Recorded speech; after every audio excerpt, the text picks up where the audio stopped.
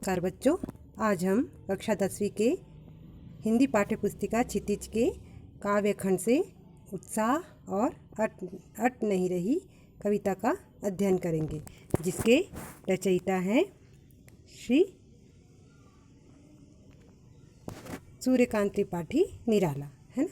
तो आज हम उत्साह और अट नहीं रही कविता का अध्ययन करेंगे। कविता पढ़ने से पहले हम कवि का कवि परिचय पढ़ेंगे, ठीक है।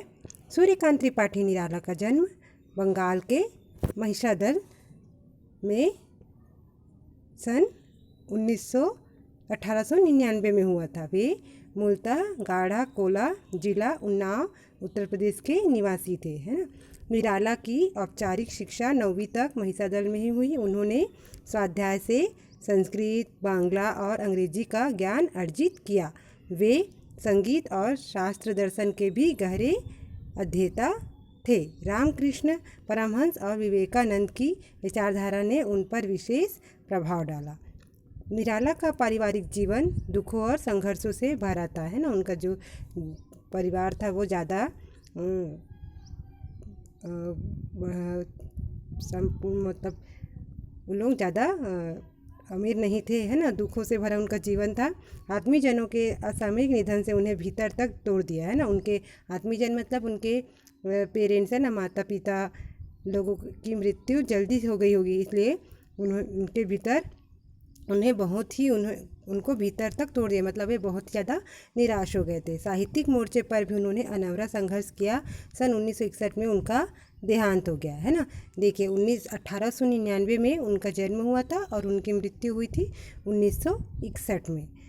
उनकी प्रमुख रचनाएं कौन कौन सी देखते हैं। उनकी प्रमुख रचनाएं हैं अनामिका, परिमल, गीतिका, कुकुरमुत्ता और नए पत्ते, है ना। ये उनकी रचनाएं हैं। उपन्यास, कहानी, आलोचना और निबंध लेखन में भी उनकी ख्याति अविस्मरणीय है। मतलब उन्होंने इन सभी कृतियों में उसमें भी लिखा है ना, विधाओं में भी उन्होंने लेखन किया है। निराला रचनावली के 8 खंडों में उनको संपूर्ण साहित्य प्रकाशित है। निराला विस्तृत सरोकारों के कवि हैं।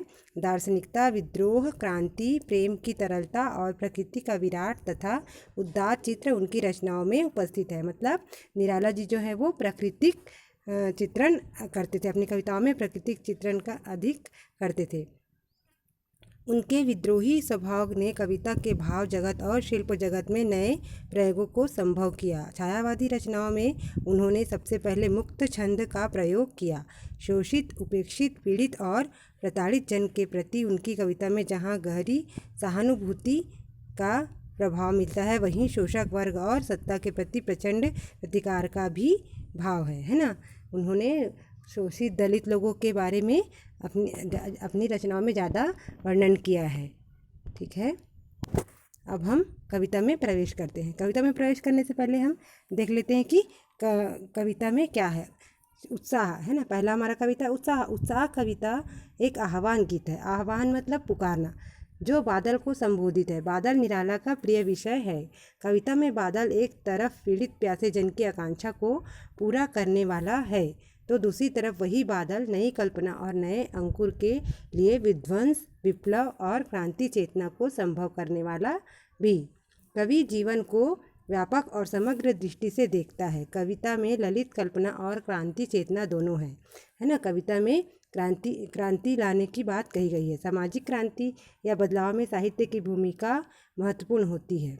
निराला इसे नवजीवन और नूतन कविता के संदर्भों में देखते हैं। इस तरह से जो ये उत्साह कविता है वो क्या है, एक आह्वान गीत है। इसमें बादल के माध्यम से मानव के उत्साह का वर्णन हुआ है। कवि चाहता है कि बादल अपने उत्साह से सारे गगन को घेर ले, वह काले घुंघराले बालों से सुसज्जित होकर मन में विद्युत छवि को धारण कर ले, है ना। वह कवि के समान पौरुष की भावना से भर उठे और संसार को नए जोश से भर दे। वह ताप और पीड़ा से व्यथित संसार पर शीतल जल की वर्षा कर दे। वह गरज गरज कर अपना उत्साह प्रकट करे, ठीक है। अब दूसरी कविता है अट नहीं रही। अट नहीं रही कविता फागुन की मादकता को प्रकट करती है ना। फागुन की मादकता मतलब फागुन के मौसम में जो चारों ओर हरियाली छाई रहती है उसका वर्णन है। कवि फागुन की व्यापक सुंदरता को अनेक संदर्भों में देखता है। जब मन प्रसन्न हो तो हर तरफ फागुन का ही सौंदर्य और उल्लास दिखाई देता है। सुंदर शब्दों के चयन एवं लय ने कविता को भी फागुन की तरह सुंदर और ललित बना दिया है ना। तो जो ये हट नहीं रही कविता है, इसमें कवि ने फागुन माह की मस्ती और शोभा का मनमोहक वर्णन किया है। फागुन की शोभा इतनी अधिक है कि वह समा नहीं पा रही है। कहीं मादक हवाएं, कहीं गगन में उड़ते पक्षी हैं, कहीं वृक्षों में लाल हरे पत्ते उगाए हैं, कहीं रंग बिरंगे फूल उगे हैं। हर जगह शोभा ऐसी खिली है कि वह समा रही है, बाहर छलक रही है। तो इस तरह से ये दोनों कविताओं में वर्णन हुआ है। अब हम अपनी पहली कविता में चलते हैं, है ना। कविता में देखेंगे, बादल गरजो घेर घेर घोर गगन धराधर ओ, ललित ललित काले घुंघराले बाल कल्पना कैसे पाले, विद्युत छवि उर्मे कवि नवजीवन वाले, वज्र छिपा नूतन कविता फिर भर दो बादल गरजो, है ना। तो घोर मतलब क्या होता है, भयंकर, गगन मतलब आकाश, धराधर मतलब बादल, है ना। देखिए धराधर मतलब क्या हुआ, बादल, ललित मतलब सुंदर मनोरंजनकारी, विद्युत छवि मतलब क्या हुआ, बिजली की सी शोभा, उर मतलब हृदय, है ना, मन हृदय, है ना। वज्र मतलब कठोर और भीषण मतलब वज्र मतलब कठोर, है ना। नूतन मतलब नई, ठीक है। तो चलिए हम इसका अर्थ जानते हैं। बादल गरजो, कवि जो है वो बादल से आह्वान करते हुए कहता है कि हे बादल तुम गरजो। कवि बादल में क्रांति का स्वर सुनता है, वह अपने उसके गड़गड़ाते स्वर पर मोहित होकर कहता है, ओ बादल तुम खूब गरजो, घेर घेर घोर गगन धराधर ओ, खूब गरजो कड़को गड़गड़ाओ, तुम अपनी भयंकर गर्जन तर्जन से इस आकाश को घेर लो। ललित ललित काले घुंघराले, तुम्हारे केस कितने सुंदर काले और घुंघराले हैं, है ना। उनके काले घुंघराले जो उनके केस जो है वो बहुत ही सुंदर है। बाल कल्पना कैसे पाले, ये कल्पना के विस्तार के समान घने हैं। कवि बादल को कवि की संज्ञा देते हुए कहता है। विद्युत छवि उर्मे कवि नवजीवन वाले, है ना। कवि जो है वो बादल को कवि की संज्ञा देते हुए कहते हैं, अपने हृदय में बिजली की चमक छुपाए हुए ओ कवि, संसार को नवजीवन देने वाले, तुम अपनी भावनाओं में वज्र छिपा नूतन कविता, वज्र छिपाकर समूचे संसार में जोश का पौरुष में स्वर भर दो, हे बादल तुम गरजो, है ना।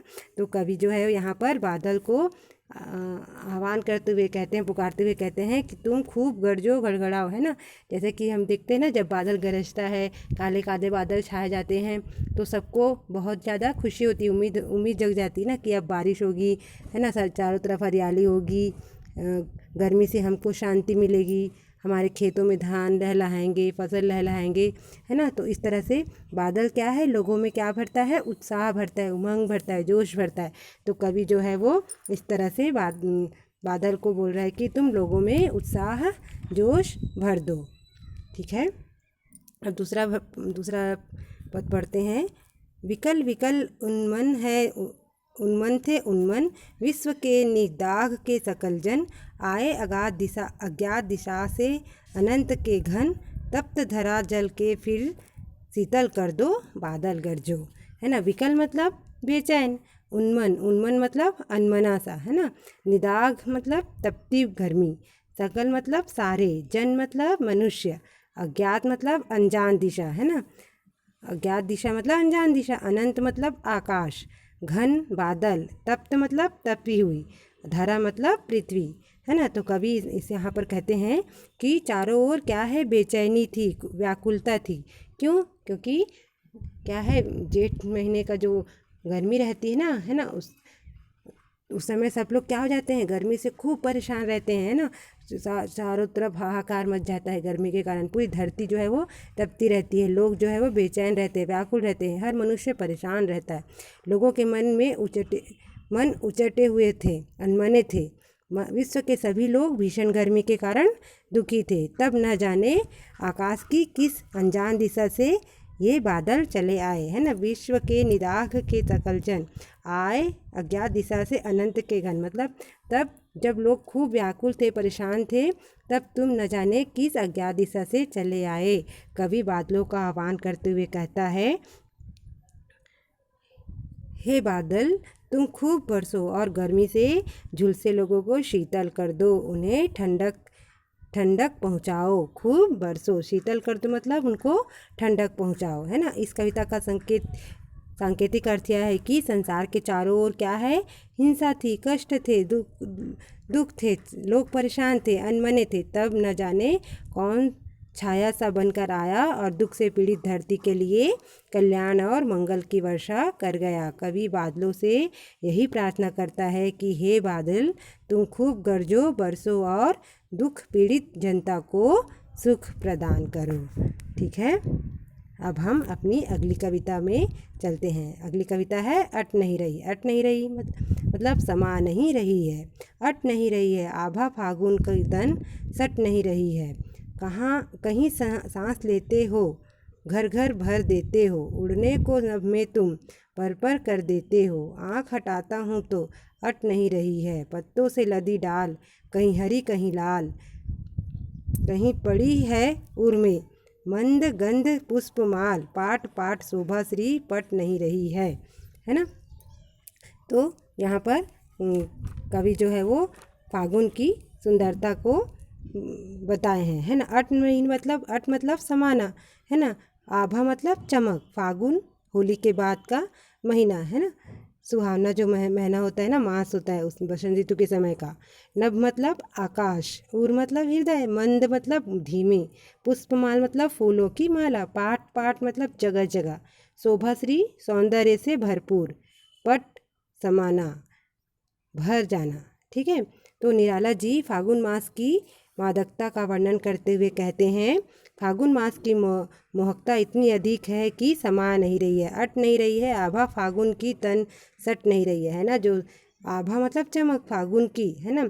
जो फागुन की जो आभा है, चमक है, वह समा नहीं रहे, वह बार बार छलक पड़ती है। फागुन की कांति तन में समा नहीं पा रही है, उसके कारण लोगों के चेहरे पर क्या है, खुशी झलक रही है। ठीक है, कहीं सांस लेते हो, घर घर भर देते हो। फागुन को संबोधित करते हुए कवि कहता है, फागुन कहीं सुगंधित हवा का झोंका उठता है। सांस लेना मतलब झोंका उठता है, तो लगता है तुम खुलकर सांस ले रहे हो, है ना। जब हवा चलती है तो कैसा लगता है कि तुम खुलकर सांस ले रहे हो। उड़ने को नभ में तुम पर कर देते हो, है ना। तुम्हारी सुंदरता प्रत्येक घर में लहलहा रही है। लोगों के घरों में रंग बिरंगे फूल खिल उठे हैं, जिससे उनकी शोभा बढ़ गई है। तुम वातावरण में ऐसी मादकता भर देते हो कि पक्षी आकाश में पंख फड़फड़ाते हुए उड़ने को आतुर हो उठते हैं, है ना। उड़ने को नभ में तुम पर भर देते हो। तुम्हारी सुंदरता इतनी है कि पक्षी इस सुंदरता को देखकर क्या हो जाते हैं, उनमें भी जोश आ जाता है और वे पंख फड़फड़ाते हुए उड़ने को आतुर हो जाते हैं। आँख हटाता हूँ तो हट नहीं रही है ना। लोग भी उत्साह से तरंगित होते हैं। कवि फागुन को कहता है कि तुम इतने सुंदर हो कि तुम्हें निरंतर देखते रहने को भी जी चाहता है। मैं तुम्हारे सौंदर्य से आँख हटा नहीं पाता हूँ। पत्तों से लदी डाल, कहीं हरी कहीं लाल, है ना। फागुन में वृक्षों पर नए नए पत्ते लद गए हैं, कहीं हरे हरे पत्ते उगाए हैं तो कहीं लाल लाल। कहीं पड़ी है उर में मंद गंध पुष्पमाल, तो कहीं वृक्षों के गले में मंद मंद सुगंध वाली पुष्प की मालाएं दिख रही है ना। इसका आशय यह है कि वृक्षों पर सुगंधित फूल उग गए हैं ना। जब बसंत ऋतु आती फागुन के महीने का, तब उस समय चारों तरफ हरियाली छा जाती है, रंग बिरंगे फूल खिल उठते हैं ना। तो उसी को बोल रहे कि वृक्षों पर सुगंधित फूल उगाए हैं। पाट पाट शोभाश्री, पाट पाट मतलब जगह जगह, शोभाश्री पट नहीं रही है ना।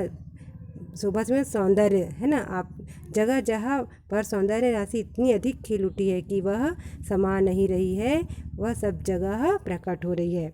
तो इस तरह से कवि जो है वो फागुन की सुंदरता के बारे में वर्णन किया है और कहते हैं कि तुम्हारी सुंदरता इतनी अधिक है कि वो मेरी आँखों में समा नहीं रही है और वह बार बार छलक उठती है, और तुम्हारी शोभा के कारण लोगों में खुशी की लहर जग उठी है ना, सब तरफ हरियाली है, खुशहाली छा गई है। ठीक है, तो इस तरह से ये दोनों कविताएं हैं जो लोगों में उत्साह उमंग जगाता है, खुशहाली लाता है। तो इस तरह से निराला जी ने इन दोनों कविताओं में लोगों में उत्साह जागृत करने का प्रयास किया है। ठीक है, अब थैंक यू।